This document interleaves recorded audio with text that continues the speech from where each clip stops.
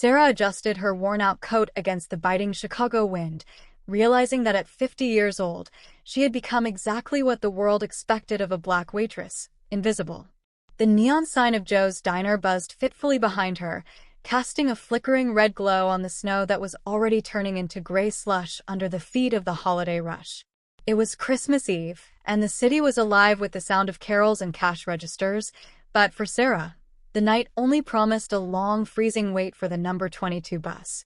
She shifted her weight, wincing as a sharp pain shot through her knees, the souvenir of a 12-hour double shift. Her hands, rough and calloused from decades of scrubbing tables and carrying heavy trays, clutched a small, grease-stained paper bag containing a leftover slice of pumpkin pie. It was the only bonus Mr. Higgins had offered her, right after he docked her pay for a chipped coffee mug. "You people are always so careless," he had sneered, not bothering to look her in the eye. Sarah hadn't argued. She needed the job too much to have pride. She pulled her thin scarf tighter, humming a quiet tune by Nat King Cole to drown out the noise of traffic. The cold always reminded her of the empty nursery in her small apartment, a ghost of a pain that never truly faded. Perhaps that was why her eyes were drawn to the little girl standing near the intersection of the Magnificent Mile. The child looked like a porcelain doll in the chaos of the city, dressed in a pristine white wool coat that seemed to glow against the dirty street. She couldn't have been more than 6 years old. Two large men in dark suits stood nearby, but they were distracted, typing furiously on their phones, oblivious as the little girl took a step toward the curb, chasing a red silk scarf that the wind had snatched away. "Babies don't," Sarah whispered, her maternal instinct flaring up faster than her conscious thought. At that exact moment, the festive air shattered. Tires screeched with a violence that made heads turn. Two black SUVs tore around the corner, mounting the sidewalk. The sound that followed wasn't the popping of champagne corks, but the terrifying rhythmic crack of automatic gunfire. Chaos erupted. Pedestrians screamed and scattered like leaves in a storm. The bodyguards reached for their weapons, but they were pinned down instantly. The little girl froze in the middle of the sidewalk, her brown eyes wide with a terror she couldn't comprehend. She was completely exposed. Sarah didn't think about her aching knees. She didn't think about Mr. Higgins or her empty apartment. She didn't think at all. She dropped her bag and sprinted. She hit the girl with the force of a linebacker, tackling her away from the open street and into a pile of snow banked against a concrete planter. Sarah curled her body around the child, making herself a human shield. She felt the terrifying vibration of bullets chipping the pavement inches from her head, sending shards of concrete flying into her hair. The girl began to scream, a high-pitched sound of pure panic. "Hush now, baby, I've got you," Sarah whispered fiercely into the child's ear, pressing the girl's face into the rough wool of her old coat. "Close your eyes. Just close your eyes." She held on tight, waiting for the burn of a bullet, praying that her life would be enough to buy this child a future. The gunfire seemed to last for hours, though it was only seconds. And then, as suddenly as it had begun, silence fell. It was a heavy, eerie silence, broken only by the distant wail of approaching sirens. Sarah slowly lifted her head, gasping for air, her heart hammering against her ribs like a trapped bird. She checked the girl shaking, sobbing, but unharmed. Relief washed over her, so staggering it nearly made her dizzy. The shooting stopped abruptly. Sarah looks up, trembling, to see police lights flooding the street, but instead of safety, she sees officers pointing guns directly at her. "Step away from the child." The command wasn't a request. It was a threat, and Sarah knew that in this city, her word was worth less than the snow beneath her knees. Blinding white beams from tactical flashlights cut through the swirling snow, stinging Sarah's eyes as she instinctively tightened her embrace around the trembling girl. Before she could even catch her breath or wipe the debris from her face, a heavy boot slammed into the slush inches from her hand. She looked up, squinting against the glare, to see the silhouette of a young officer, his weapon drawn and leveled directly at her chest. "I said, hands where I can see them," Officer Miller bellowed, his voice cracking with adrenaline and aggression. I was just helping her," Sarah stammered, her voice raspy from the smoke and the screaming. She slowly tried to unclasp her hands from the girl, but the child Lily clung to her coat with a desperate strength, burying her face in Sarah's chest. She's refusing to let go. We have a potential hostage situation, Miller shouted to his partner, his prejudice filling in the blanks of the scene before him. To him, this wasn't a heroic rescue. It was a suspicious, ragged-looking black woman manhandling a wealthy white child in the middle of a crime scene. No, please listen, Sarah pleaded, her heart hammering a frantic rhythm against her ribs. There was shooting. I covered her. Miller didn't wait. He lunged forward, grabbing Sarah by the collar of her worn coat and yanking her violently backward. The force tore her away from Lily, who let out a piercing shriek of terror. Sarah hit the icy pavement hard, the breath knocked out of her. Before she could recover, Miller twisted her arm behind her back, the cold steel of handcuffs biting into her wrist. No. Stop it! Lily screamed, scrambling up from the snowbank, her pristine white coat now stained with mud. She tried to run toward Sarah, but another officer held her back. She saved me. She saved me. But nobody was listening to a 6-year-old. The crowd that had gathered behind the police tape began to mutter, their whispers like venom in the cold air. Is that the kidnapper? A woman in a fur coat whispered loud enough for Sarah to hear. Look at her. Probably tried to snatch the girl during the confusion. Disgusting. Sarah pressed her cheek against the freezing asphalt, a single hot tear escaping her eye. It wasn't the pain of the arm twist that broke her. It was the familiarity of it.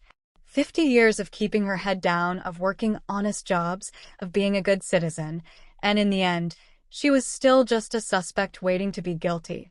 Then the air changed. It wasn't a sound, but a sudden, suffocating drop in pressure. The murmuring crowd fell dead silent. The officers nearest the perimeter stepped back, lowering their weapons slightly, confusion replacing their aggression. A convoy of 3 armored black SUVs had pulled up right through the police tape, indifferent to the law. A door opened and Dominic Russo stepped out. He wore no coat over his dark, tailored suit, yet he seemed immune to the winter chill. His presence was terrifyingly calm, a dark void that swallowed the chaos of the flashing sirens. He walked past the armed officers as if they were statues, his eyes scanning the scene until they landed on the terrifying tableau, his daughter crying in the arms of a stranger, and Sarah pinned to the ground. Daddy! Lily broke free and ran to him. Dominic caught her, his hands checking her quickly for blood. Are you hurt? Did they touch you?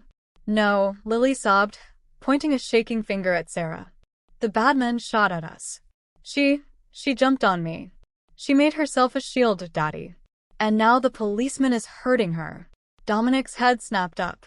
His gaze locked onto Officer Miller, who was still holding Sarah's arm. The look on Dominic's face was so lethal that Miller instinctively released his grip and took a step back, his hand trembling near his holster. Dominic handed Lily to his right-hand man Luca and walked slowly toward Sarah. He didn't offer a hand to the police captain who was rushing over. He went straight to the woman on the ground.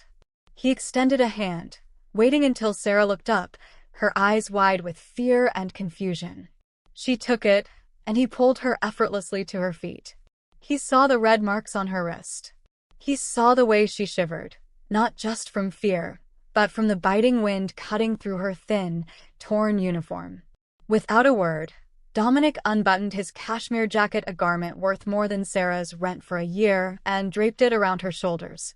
The warmth was instant, heavy, and smelled of expensive cologne and power. Mr. Russo, the police captain finally stammered, breathless. We were just securing the suspect. She was holding the child. Suspect. Dominic's voice was low, but it carried across the silent street like thunder. You see a suspect. I see the woman who did what your men failed to do. He adjusted the coat on Sarah's shoulders, his dark eyes boring into hers, acknowledging her dignity when everyone else had stripped it away. He turned to the captain, his expression turning to stone. Dominic stares down the police captain who has just arrived. This woman is under my protection. Anyone who touches her answers to me. He opens the car door for Sarah. Get in. You aren't safe here. The leather seat of the armored SUV was softer than Sarah's bed, but the silence inside was heavier than any noise at the diner. As the convoy sped away from the flashing lights of the crime scene, Sarah sat stiffly in the corner, clutching her cheap vinyl purse against her chest as if it were a shield against the opulent interior. Across from her, Dominic Russo sat in shadow, one hand resting protectively on the sleeping form of Lily, the other clenched into a fist on his knee. He hadn't spoken a word since they left the police line, but the air around him crackled with a terrifying, controlled rage. Sarah looked out the tinted window. The city she had lived in for 50 years, the city of bus stops, laundromats, and overdue bills, was blurring past, replaced by iron gates and private driveways. She felt a phantom weight on her wrists where the handcuffs had nearly been, a chilling reminder that without this man's intervention, she would be in a holding cell right now. "We are here," Dominic said, his voice breaking the silence like snapping dry wood. The car passed through massive wrought iron gates that closed with a heavy clang, sealing them inside. The Russo estate rose from the snow like a fortress, its stone walls illuminated by floodlights that turned the falling flakes into diamonds. It was beautiful, but it felt cold, more like a museum than a home. Inside, the contrast was even sharper. Sarah stood in the grand foyer, her worn sneakers leaving small wet marks on the polished marble floor. A staff member immediately approached to take her coat, Dominic's coat, but Sarah hesitated, pulling the cashmere tighter around her shoulders. It was the only thing stopping her from shaking. "Take Miss Sarah to the kitchen," Dominic ordered, his tone softening slightly as he looked at her. "Get her something warm. And Luca into my study. Now." In the kitchen, which was larger than Sarah's entire apartment, she found herself doing the only thing she knew how to do to stop the trembling: being a mother. Lily had woken up, disoriented and frightened, refusing to let the nannies touch her. Sarah knelt down, ignoring the stiffness in her knees. "How about some hot cocoa, baby?" Sarah whispered, her voice finding its natural, soothing rhythm. "My special recipe. Lots of marshmallows." While the staff watched in stunned silence, the waitress took charge of the heiress. Minutes later, Lily was sipping cocoa, her eyes glued to Sarah as the older woman spun a quiet tale about a brave snow queen who turned bullets into snowflakes. From the doorway, unseen, Dominic watched. He saw how his daughter leaned into the stranger, finding a comfort he, with all his power and money, struggled to provide. But the moment of peace was shattered when Luca, Dominic's right-hand man, stepped out of the study with a grim expression. He held a tablet in his hand. "Dominic," Luca said, his voice low but urgent. "We have a problem. The Morettas, they had a spotter in the crowd." Dominic turned, his face hardening into granite. He motioned for Sarah to follow him into the library. The room smelled of old paper, leather, and expensive cigar smoke. A fire roared in the hearth, but it did nothing to thaw the chill in Dominic's eyes as he looked at the surveillance photos Luca had thrown on the desk. There she was, Sarah. A grainy photo taken from across the street. And next to it, a terrifying dossier, her address, her bus route, her shift hours at Joe's diner. "They know who you are," Dominic said, the words landing like stones. "You cannot go home tonight. You cannot go to work tomorrow. If you step foot in that diner, you will be dead before you pour the first cup of coffee." Sarah gasped, her hand flying to her mouth. "But I have rent. I have a life. I can't just hide here." "You don't have a life anymore, Sarah. You traded it when you saved my daughter," Dominic replied, not unkindly, but with brutal honesty. He walked to the window, watching the snowstorm intensify outside. "I can give you money. I can send you to a safe house in Montana. But the Morettas, they never forget a debt. They will hunt you to get to me. They see you as my weakness now." He turned back to her. He saw a woman who had nothing, yet had risked everything. He saw the way Lily had looked at her, and he realized that hiding her wasn't enough. He needed to make a move so bold that not even his enemies would dare to strike. Dominic walked to his desk and opened a drawer. He pulled out a small velvet box. He didn't open it. He just placed it on the mahogany surface between them. "I cannot let you die for saving my daughter. But I cannot guard you 24/7 if you are just a stranger," he said, his voice dropping to a whisper that echoed in the vast room. He places a velvet box on the desk. "Not a ring yet, but a promise. The world needs to know you belong to me. Marry me, Sarah. Become Mrs. Russo, and you become untouchable. The wedding dress was silk and ivory, costing more than Sarah had earned in 50 years, but as she looked in the mirror, she didn't see a price tag. She saw armor. The stylists had wanted to cover her graying hair and paint over the wrinkles around her eyes, but Dominic had forbidden it. She is not a debutante, he had told them. She is a woman who has lived. Do not hide that.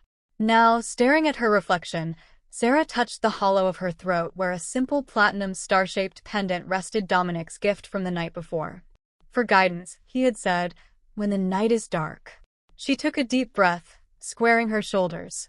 She wasn't doing this for the diamonds or the safety. She was doing it for the little girl waiting in the hallway, and for the man who had looked at her calloused hands with respect.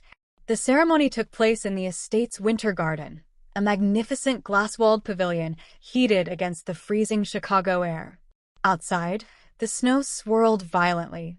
Inside, white roses and candlelight created a sanctuary of warmth. But the atmosphere among the guests was far from warm. As the music began a slow, soulful jazz melody that reminded Sarah of the radio back at Joe's diner, she stepped onto the aisle. The guests were the elite of the underworld, powerful men in dark suits and women dripping in jewels. As Sarah passed, the whispers began, slithering through the air like snakes. "That's her? The waitress?" a woman muttered behind a fan. "I heard she was the nanny," a man chuckled darkly. "Russo must be losing his mind. Marrying the help." Sarah felt the sting of their judgment, the familiar burn of prejudice she had known all her life. She tightened her grip on her bouquet, her knuckles turning white. She wanted to shrink away, to apologize for taking up space. But then she looked up. At the end of the aisle, standing tall and immovable, was Dominic. He wasn't looking at the crowd. He was looking only at her. His face was stern, but his eyes held a fierce, anchoring pride. When he heard the murmurs, he didn't shout. He simply turned his head, scanning the room with a gaze so cold and lethal that the whispers died instantly, replaced by a terrified silence. When Sarah reached the altar, Dominic took her hand. His grip was warm and solid. The officiant began the standard rites, but Dominic interrupted. He didn't recite a script. He looked at Sarah, his voice rough with honesty. "I cannot promise you a peaceful life, Sarah. My world is built on storms," he said, loud enough for every doubter to hear. "But I vow that you will never face those storms alone again. You stood in front of a bullet for my daughter. From this day forward, I stand in front of the world for you." Sarah's eyes filled with tears. She squeezed his hand. "And I promise," she whispered, her voice steady, "to stand beside you, not behind you." The reception was a blur of polite nods and wary glances, but Sarah held her head high, moving with a quiet dignity that slowly silenced the critics. But the true shift happened later, in the quiet of the master suite. The heavy door clicked shut, locking out the noise and the danger. They sat by the window, the adrenaline fading into exhaustion. They didn't speak of business or threats. For the first time, they spoke of themselves. Sarah talked about the son she had lost years ago, the grief that had carved the hollows in her face. Dominic spoke of the loneliness of command, the fear that Lily would grow up seeing him only as a monster. In that room, stripped of the gown and the tuxedo, they weren't a boss and a waitress. They were two wounded souls recognizing the scars in each other. They fell asleep not as part of a strategic alliance, but as two people who had finally found a safe harbor.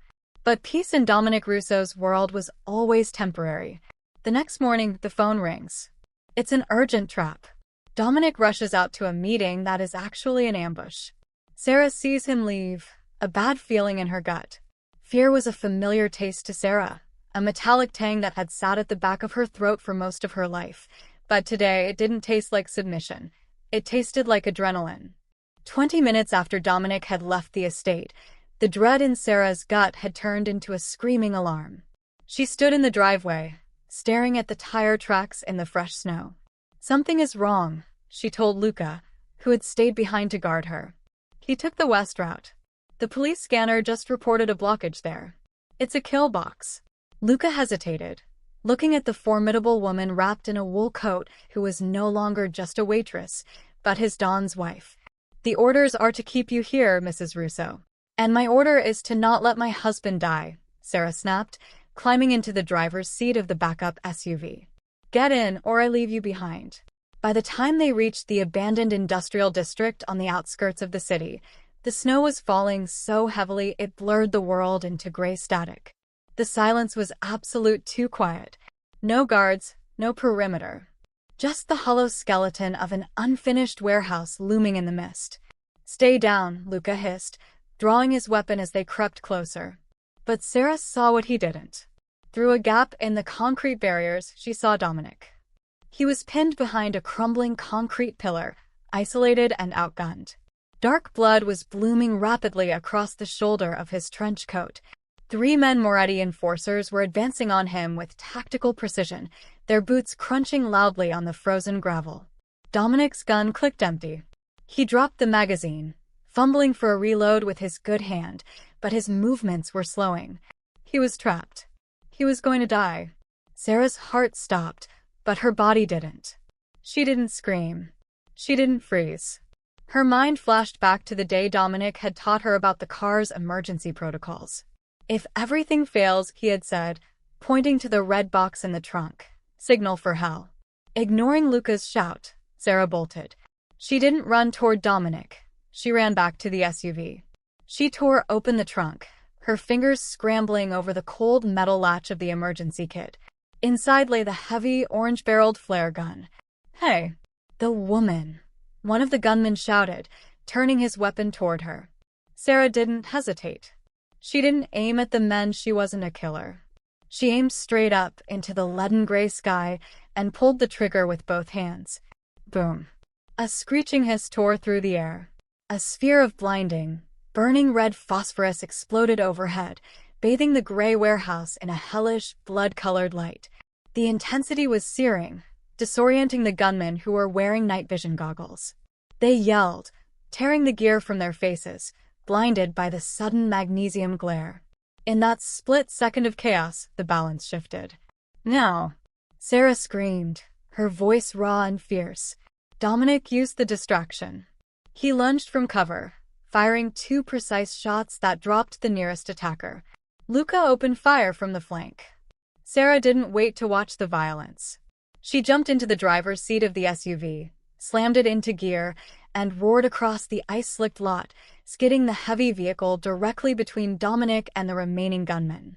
The car became a mobile fortress. "Get in. Get in now," she commanded, throwing the passenger door open. Dominic stumbled in, clutching his bleeding shoulder, his face pale with shock and pain. As he fell into the seat, he looked at her. He didn't see the timid woman from the diner. He saw a force of nature, her hands gripping the steering wheel with white-knuckled ferocity, her eyes fixed on the road ahead as bullets sparked uselessly against the armored glass. They speed away as backup arrives to finish the fight. Dominic looks at Sarah, sweating, terrified, but gripping the wheel and realizes she just saved his life a second time. The bullet wound in Dominic's shoulder would heal, but the shift in the Russo family's foundation was permanent. For 3 days, the estate was locked down, but the atmosphere inside was no longer one of fear. It was one of reverence. The story of what happened at the warehouse, how the quiet woman with the gentle voice had driven into hellfire to pull the dawn out, had spread through the ranks like wildfire. In the master bedroom, the air smelled of antiseptic and pine needles. Sarah finished adjusting the bandage on Dominic's shoulder, her movements precise and gentle. Dominic watched her, his usual mask of cold command completely gone. He reached out with his good hand, catching hers. His fingers traced the rough calluses on her palm, the scars of a life spent serving others, which he now realized were badges of honor. "You should have left me," Dominic said, his voice raspy. "You had a car. You could have run to safety." "I don't run from family," Sarah replied simply, not looking up. Dominic pulled her closer until she was sitting on the edge of the bed. "I married you to give you a shield, Sarah. I thought I was the one saving you from the world. But I was arrogant. You saved me. And I don't mean from the bullets." He looked deep into her eyes, stripping away all pretenses. "I love you. Not because of what you did, but because of who you are." Sarah felt a tear slide down her cheek, but this time, it was a tear of release. For 50 years, she had been invisible. Now she was truly seen. The final test came a week later, at the annual Russo Christmas Eve dinner.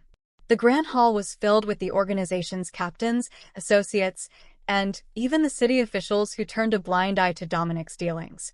The tension was palpable. Many still whispered about the waitress wife, wondering if she was just a temporary infatuation. When Dominic entered, the room went silent. He walked to the head of the table, but he didn't sit. He waited. Sarah entered a moment later, wearing a deep emerald gown that matched the season, holding Lily's hand. She walked with her head high, no longer the tired woman from Joe's diner, but the matriarch of a dynasty. Dominic raised his glass. "Tonight, we celebrate survival," he began, his voice echoing off the vaulted ceiling. "Many of you questioned my choice. You saw a uniform. You saw a color. You saw age." He paused, letting his gaze drill into the men who had sneered at her wedding. "But when the fire rained down," Dominic continued, his voice dropping to a reverent growl, "it was not a soldier who saved me. It was this woman. She is not just my wife. She is the heart that keeps this blood pumping. From this moment on, respect for her is respect for me." For a heartbeat, there was silence. Then Luca, the toughest of the captains, stood up. He turned to Sarah and bowed his head deeply, a gesture reserved only for the dawn. One by one, the entire room followed suit. The prejudice that had hung over her like a shroud evaporated, replaced by undeniable. Later that night, as the guests departed, a news report played quietly on a television in the staff quarters. It showed the glamorous charity gala hosted by the Russos. In a small, greasy diner across town, Mr. Higgins watched the screen, his mouth agape as he recognized the regal woman on the screen. He looked at the empty tables where Sarah used to work, a cold knot of regret tightening in his stomach. Sarah had sent anonymous checks to her old coworkers that morning, enough to help them leave, but for Higgins, there was only silence. Sarah stands by the window with Lily and Dominic. Snow falls gently over the city that once ignored her. She is no longer the invisible waitress. She is a mother and a wife who redefined bravery. In a world that is quick to judge the book by its cover, Sarah's journey reminds us that true nobility is not found in silk or titles, but in the courage to protect the innocent. Like a single candle defying the winter darkness, her unconditional kindness melted the coldest walls of prejudice and proved that love has no color. If this story touched your heart, please share it to remind someone today that the greatest heroes often come from the most unexpected places.